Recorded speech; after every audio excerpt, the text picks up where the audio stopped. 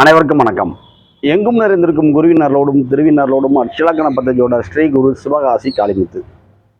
அட்சலக்கண பദ്ധதி அப்படிங்கிற ஜோட முறையில் நாம் சொல்லுகின்ற பலன்கள் மக்களுக்கு பார்த்தீங்கன்னா ரொம்ப பிடித்தமானதாகவும் அவங்களுக்கு அந்த கருத்து வந்து ஏற்புடையதாக இருக்குது. அதுபோல் இது ஒரு பதிவு. ஒரு 5-6 மாதம் முன்னாடி பார்த்தீங்கன்னா நமக்கு தெரிஞ்ச நண்பர் எங்கள் ஏரியாவில் உள்ளவர், ஏன்னா நீங்கள் ஜாதகம் ஜோசியமாக பார்க்குறீங்களாம்ல, யூடியூப்பில் நிறையா வருது, நம்ம ஜாதகம் கொஞ்சம் பார்க்கலாமா அப்படின்னு கேட்டாங்க.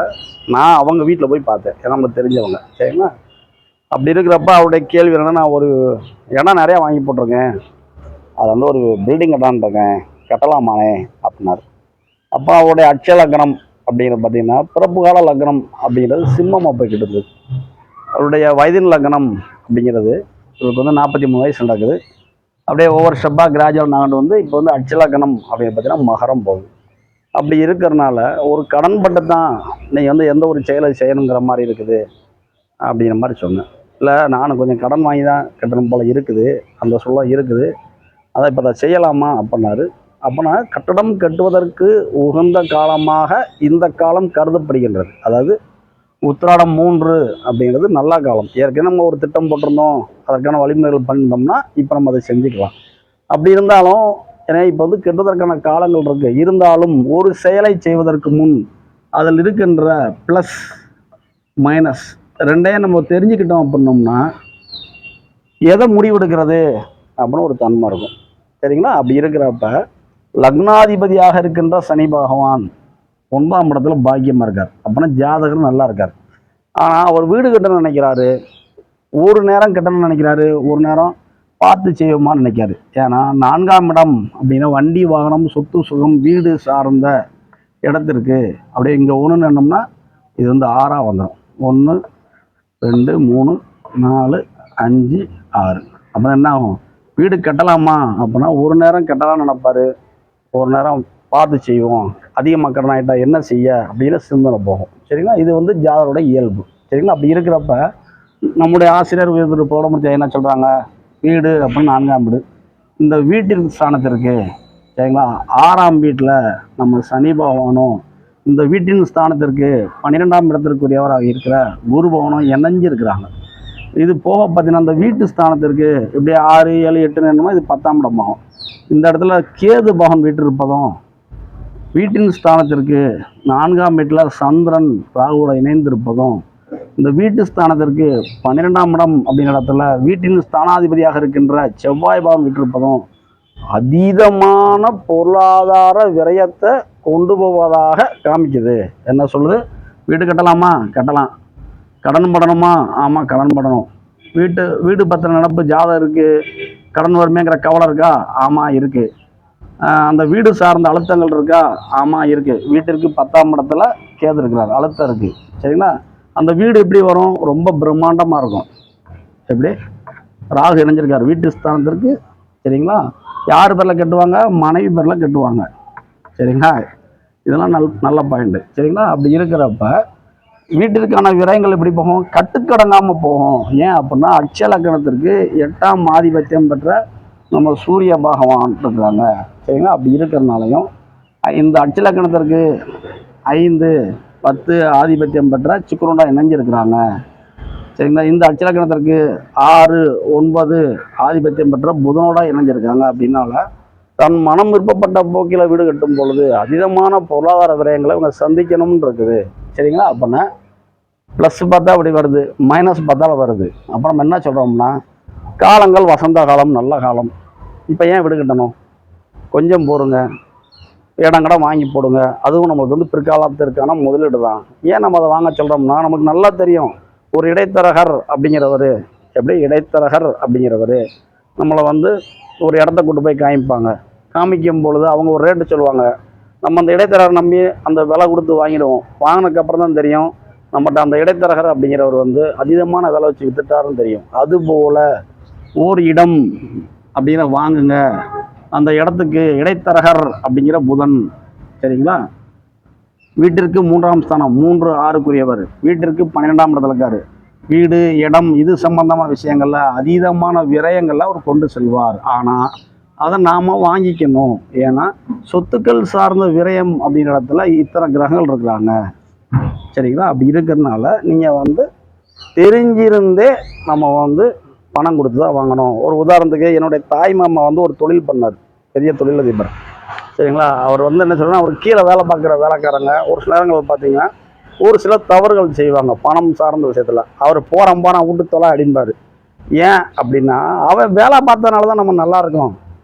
நம்ம எதையும் ரொம்ப அழுத்தி பிடிச்சோம் அப்படின்னா அவன் வேலை பார்க்க மாட்டான். போகிறம்போ தின்னுட்டு தானே போய் தொலைகிறான் அப்படிம்பார். காரணம் அவருடைய வயதின் முதிர்ச்சி.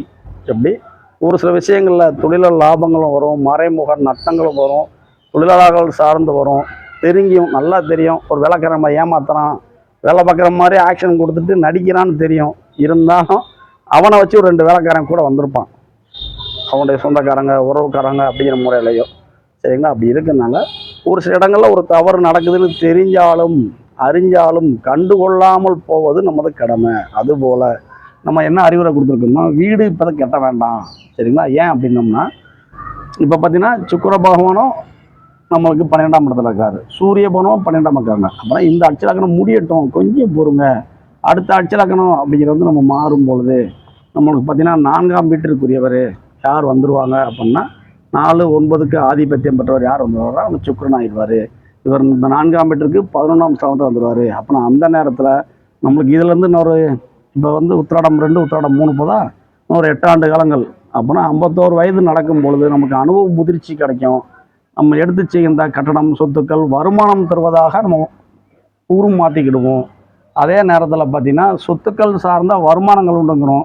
நிறைய இடமா வாங்கி போட்டுட்ருக்கோம், பின்னாடி அதில் ஏதாவது ஒரு சொத்தை விற்று கூட ஒரு பில்டிங் கட்டிக்கலாம், ஏதாவது செஞ்சுக்கலாம், அந்த பில்டிங்கில் இருந்து வருமானம் வருவது போல் அமைச்சிக்கலாம் அப்படிங்கிறோம். இப்போ கட்டணும் அப்படின்னா என்ன நடக்கும்னா, இந்த அட்சலக்கணத்திற்கு 10ஆம் இடம் அப்படிங்கிற தொழில் ஸ்தானத்திற்கு, சரிங்களா, 6ஆம் இடம் அப்படிங்கிற இடத்துல 10ஆம் அதிபதியாகவே இருக்கிற 8, 9, 10, ஆமாம் 10ஆம் அதிபதியாக இருக்கிற சுக்கிரன் இருக்கிறாரு, சரிங்களா? 8ஆம் அதிபதியாக இருக்கிற சூரியன் இருக்கிறாரு, 6, 9 ஆதிபத்தியம் பெற்ற புதன் இருக்கிறாரு, சரிங்களா? அப்படின்னா 4, 11 ஆதிபத்தியம் பெற்ற நம்மளுடைய செவ்வாய் இருக்கிறனால 10ங்கிற தொழில் ஸ்தானத்திற்கு இது எல்லாமே தடுக்கப்படும்.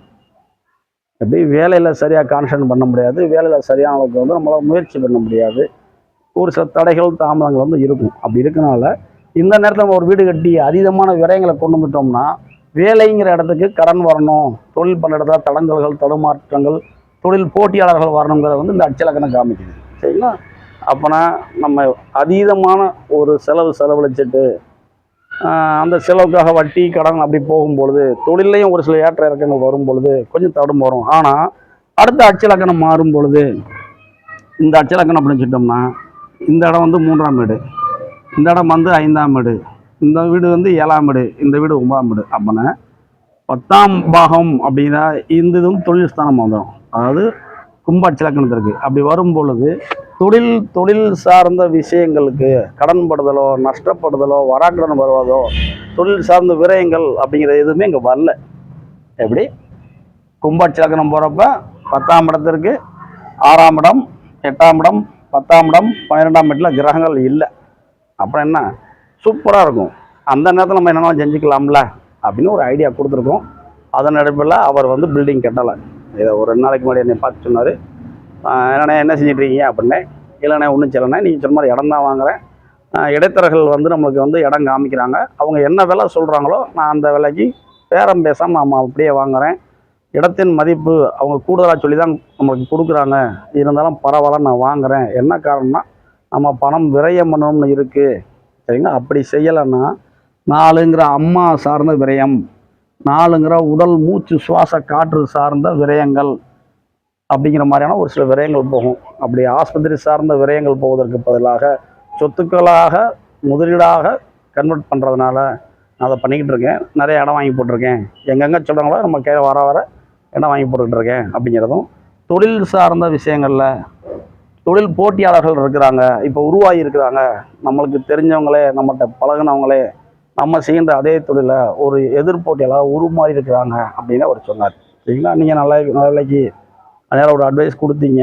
அப்படி கொடுத்தனால நான் வீடு கட்டலை, கட்டியிருந்தா நேரம் தொழில் சார்ந்த போட்டியாளர்கள் இருக்காங்க, நம்ம ஏற்கனவே தொழிலுக்காக கடன் வாங்கியிருக்கிறோம், அது போக பார்த்தீங்கன்னா பில்டிங் கட்டுறதுக்காக கடன் பட்டிருந்தோம் அப்படின்னா இன்றைக்கி என்னோடய குடும்பம் தடுமாறும், என்னை காப்பாற்றிட்டீங்க நன்றி அப்படின்னாரு.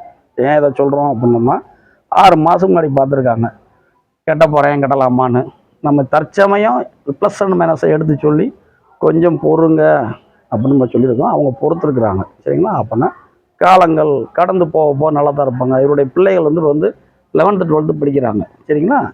அப்படின்னா அந்த பிள்ளைகளும் படித்து முடித்து ஒரு வருமானம் சம்பாத்தியம் வரும்பொழுதும் இவருடைய ஜாதக இயக்கங்கள் இந்த மகராட்சி இலக்கணத்திலிருந்து கும்பமாக கன்வெர்ட் ஆகும் பொழுதும் இவருடைய தன்மைகள் நல்லதாக இருக்குது. ஆனால் இந்த கும்பாட்சி இலக்கணம் போகிறப்ப லக்னாதிபதியாக இருக்கிற சனி பகவான் 8ஆம் இடம் அப்படின்றதுல இருக்கிறாங்க சரிங்களா. நம்ம அதை நேரம் பார்த்துக்கிடுவோம். அந்த நேரத்தில் அது என்னென்னு அதற்கான தீர்வுகள் கொடுப்போம்.